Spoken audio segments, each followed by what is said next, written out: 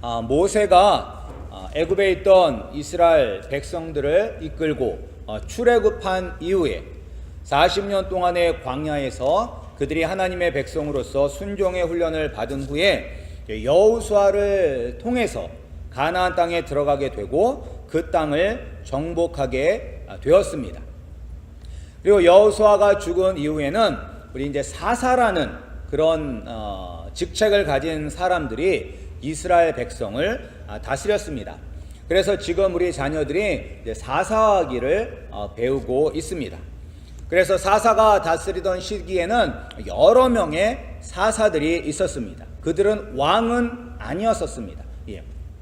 그냥 지도자들인데 이제 첫 번째 사사 온니엘, 그 다음에 모압을 물리친 왼손잡이 사사 에훗, 그리고 또한 삼갈, 그리고 또한 여자 사사였던 드보라, 그리고 또한 우리의 자녀들이 아마 배웠을 거예요.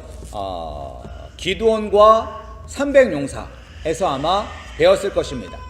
그래서 기드온이라는 사사가 300명이라는 그 사람들을 데리고 정말로 바다의 모래처럼 많았던 그런 미디안의 연합군을 싸워서 승리하였습니다.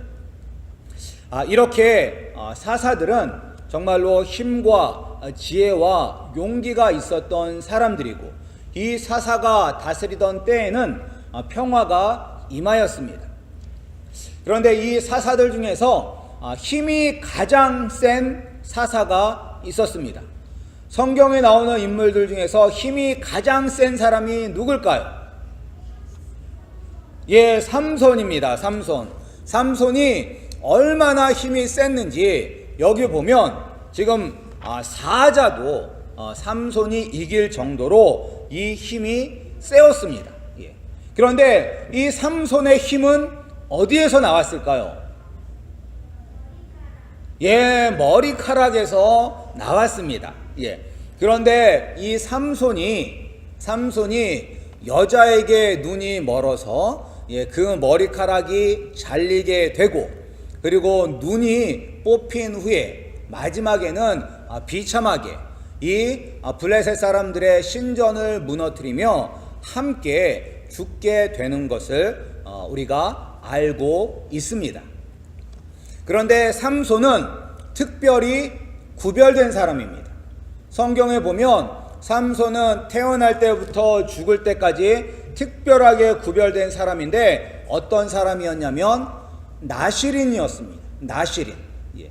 나실인이라는 사람들은 하나님께 구별된 사람이에요. 그래서 이 사람들이 해야 되지 않아야 될 것 세 가지가 있습니다. 그 세 가지는 무엇이냐면 죽은 시체를 가까이 하지 말 것, 그리고 두 번째는 포도주나 독주를 마시지 말 것, 그리고 세 번째는 무엇이냐? 머리를 깎지 말 것입니다. 그런데 삼손은 세상에서 가장 힘이 셌던 삼손은 태어날 때부터 하나님에게 구별된 나실인이었지만 그는 이 세 가지를 모두 어긴 사람이 되었습니다.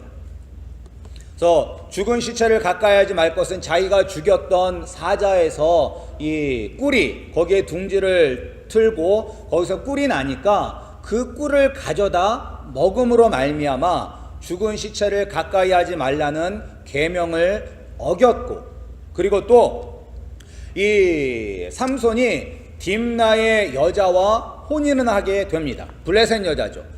이방 여인과 혼인을 하면서 7일 동안 잔치를 하게 되는데 그 잔치는 필연적으로 술을 먹을 수밖에 없는 잔치인 것입니다. 따라서 그가 그 결혼 잔치를 베풀었었기 때문에 아마도 필연적으로 그가 포도주를 입에 대었을 것입니다.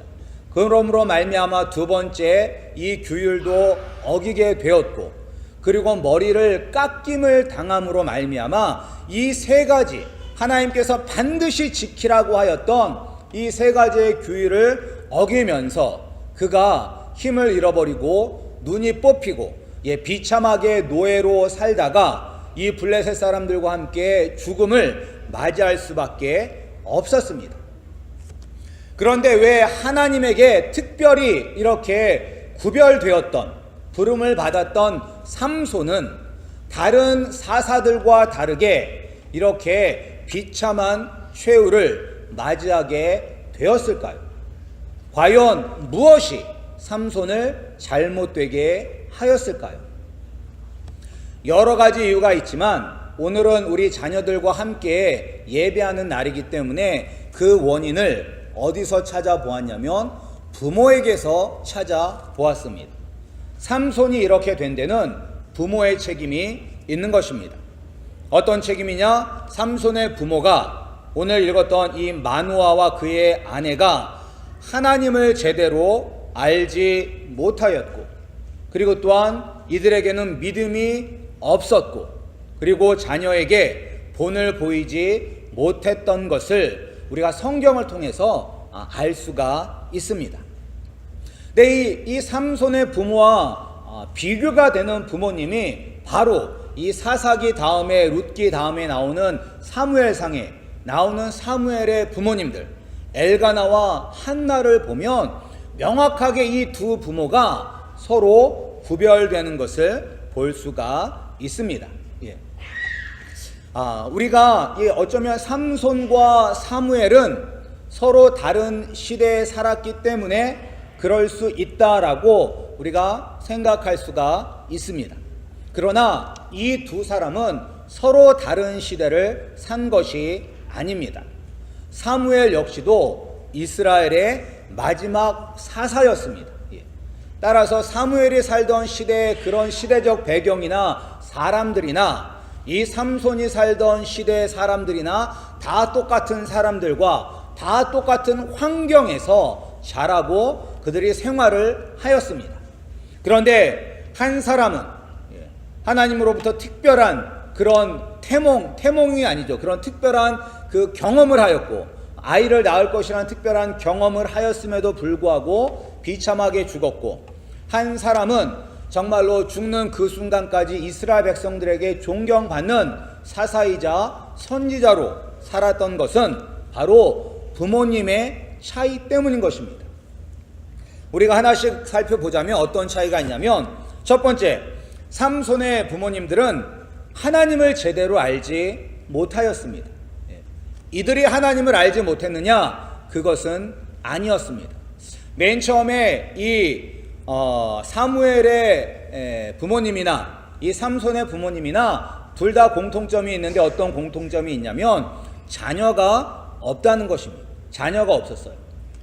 그래서 이 마누아의 아내에게 13장에 보면 하나님의 사자가 나타나서 네가 임신을 하고 아들을 낳을 것이다. 그리고 그 아들은 특별히 구별된 사람이기 때문에 포도주와 독주를 마시지 말고 머리를 깎지 말라라고 그렇게 말을 듣는 하나님의 사자가, 천사가 나타나서 친히 이야기해주는 그러한 기적을 경험하였습니다.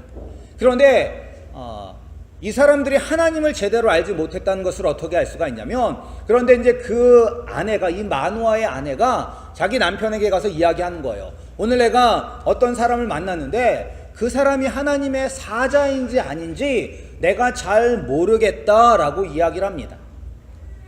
그러자 이 마누아가 다시 하나님께 기도를 합니다.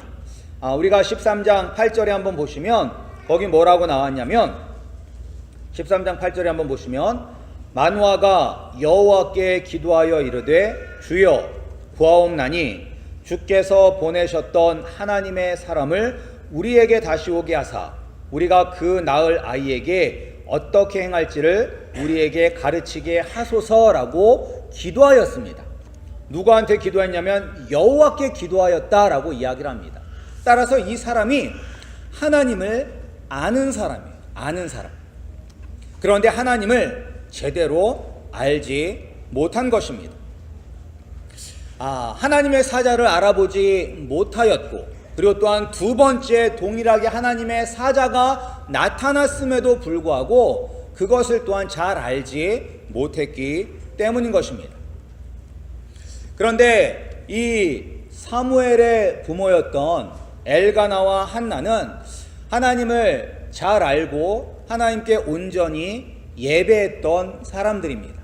왜냐하면 매년 여호와께 예배 드리러 실로라는 곳으로 올라갔기 때문인 것입니다. 그러니까 매년 하나님 아버지 앞에 예배하기 위하여 올라갔던 사람이에요.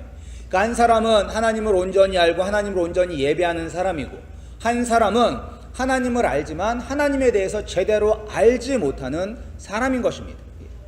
그러니까 우리가 똑같이 교회를 다니지만 우리 가운데서도 어떤 분들은 하나님을 제대로 알지 못하는 분들이 계실 것이며, 어떤 분들은 마음과 뜻과 정성을 다해 하나님을 온전히 예배하는 분들이 계실 것입니다. 그런데 우리가 그렇게 하나님을 제대로 알고 온전히 예배를 하느냐 안 하느냐에 따라서 우리 자녀들이 앞으로 믿음의 자녀가 되느냐, 아니면 하나님을 떠나서 세상에서 그냥 그렇게 사는 자녀가 되느냐, 그런 차이점을 만들 수 있다는 것입니다. 그리고 두 번째 어떤 차이가 있느냐? 삼손의 부모들은 믿음이 없었습니다. 믿음이 없었어요. 하나님의 사자를 보았음에도 불구하고 하나님께 예물을 드렸고 하나님께서 그 예물을 기적적으로 받으시는 것도 보았습니다. 예물을 돌 위에다 드렸는데 이 돌에서부터 불꽃이 일어나면서 이 예물이 받은 게 하늘로 올라가는 기적을 경험했어요. 하나님의 사자를 본 것도 기적이지만 그렇게 예물이 하나님께서 받으셨다는 것도 기적인 것입니다. 그럼에도 불구하고 아이고 내가 이제 하나님의 사자를 보았으니까 죽었구나 라고 두려워서 그 자리에서 일어나지도 못하는 것을 우리가 알 수가 있습니다. 그런데 그와 비교해서 우리 이 사무엘의 어머니였던 한나는 어떤 사람이었냐면, 그가 너무 마음이 괴로워서 아이를 못 낳고, 그리고 또한 둘째 부인이 자기를 너무나 괴롭게 해서 마음이 너무나 괴로워서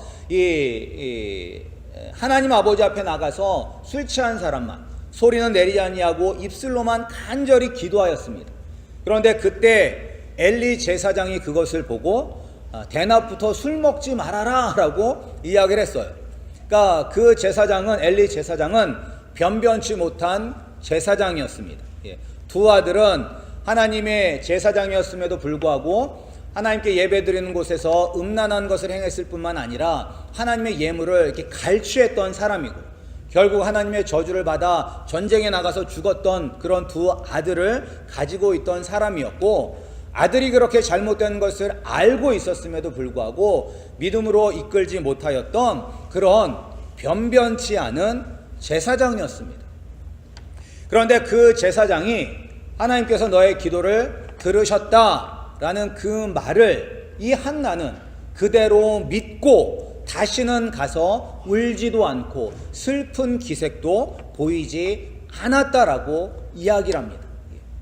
한 사람은 큰 기적을 경험했음에도 불구하고 믿음이 없어서 두려워하였고, 한 사람은 변변치 않는 제사장의 그 말을 하나님께서 나에게 주신 말씀으로 받고 믿음으로 받았기 때문에 그가 더 이상 근심하지 아니하고 변화된 삶을 살았습니다. 믿음이 있느냐 없느냐, 부모에게 믿음이 있느냐 없느냐가 또한 우리 자녀들이 믿음의 아이들이 되는 것이냐 아니냐, 그런 큰 차이를 만들어낼 수가 있는 것입니다. 그리고 또한 마지막으로 본을 보이지 못했습니다.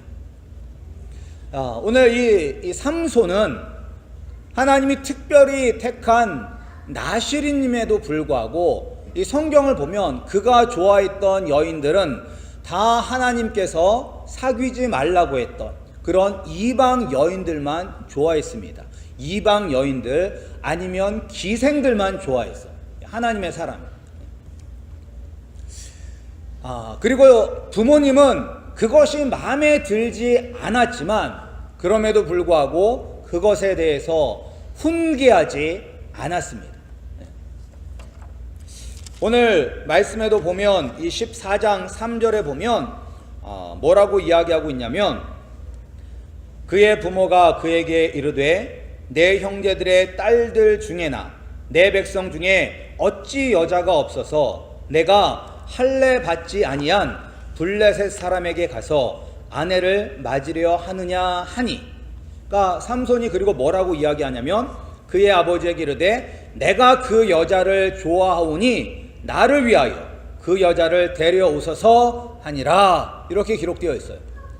아버지는 너는 나실인으로서 사사로서 어떻게 같은 종족의 여인들을 놔두고 이방 여자를 너의 아내로 삼으려고 하니? 라고 이야기하니까 삼손은 싫어 나는 이쁜 여자가 좋아 뭐 이런 거겠죠. 내 눈에 드는 여자가 좋아. 이방인이건 뭐건 상관없어. 그냥 나는 내 마음이 끌리는 대로 할 거야. 뭐 오늘날로 이야기하면 아마 그런 내용이 되겠죠.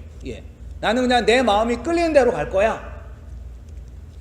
삼손이 이렇게 이야기를 하면 아버지가 강력하게 훈계를 해야 될 것입니다. 그리고 또한 나실인의 계율을 어겼음에도 불구하고 아무것도 하지 않은 것을 볼 수가 있습니다.